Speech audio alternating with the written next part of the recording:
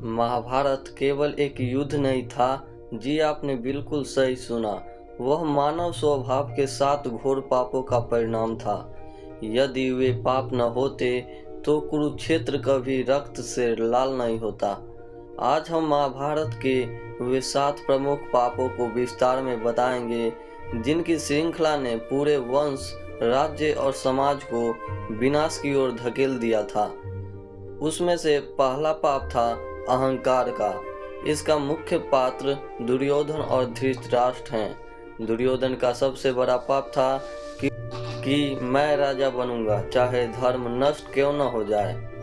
वह यह नहीं मानने को तैयार था कि पांडव उससे अधिक योग्य हैं।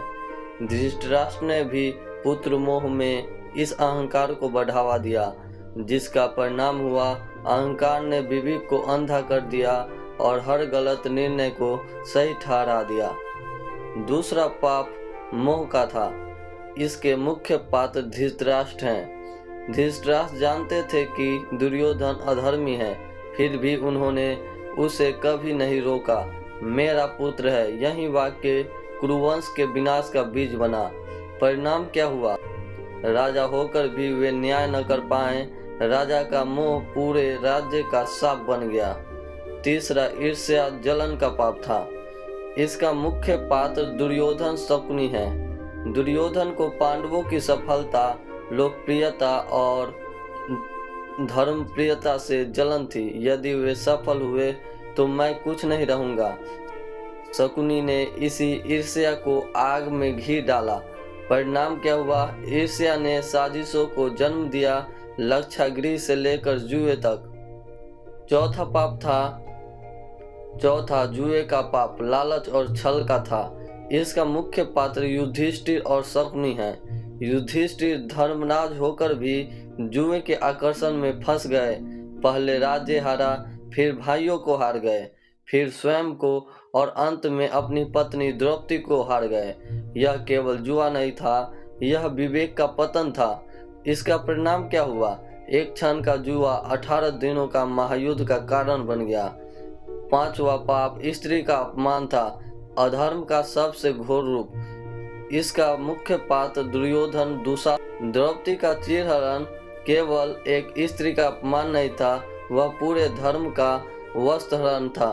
सभा मौन रही, भीष्म मौन रहे, द्रोण मौन रहे। इसका परिणाम क्या हुआ? यही वह क्षण था जब युद्ध असंभावी हो गया। छठा पाप था मौन का पाप, अन्याय देखकर चुप रहना। इसका मुख्य पात्र भीष्म, द्रोण और कृपाचार्य हैं। वे जानते थे कि अधर्म हो रहा है, फिर भी उन्होंने विरोध नहीं किया। राज्य की शांति के लिए चुप रहना असल में अधर्म को सहमति देना था। परिणाम क्या हुआ? धर्म के स्तंभ चुप रहे तो अधर्म सिंहासन पर बैठ गया। सातवां पाप था प्रतिशोध और क्रोध का पाप। मुख्य पात्र दुर्योधन, भीम और अश्वत्थामा। युद्ध के अंत में भी क्रोध समाप्त नहीं हुआ। अश्वत्थामा ने सोते हुए बालकों की हत्या कर दी। यह युद्ध नहीं, प्रतिशोध था। परिणाम इसका क्या हुआ? युद्ध जीतने के बाद भी किसी को शांति नहीं मिली। महाभारत इसलिए नहीं हुआ क्योंकि श्री कृष्ण चाहते थे। महाभारत इसलिए हुआ क्योंकि अहंकार ने विवेक को मार दिया, मोह ने न्याय को बांध लिया और ईर्ष्या ने बुद्धि को जला दिया, मौन ने अधर्म को बल दिया। आज के समाज के लिए एक गहरा संदेश है।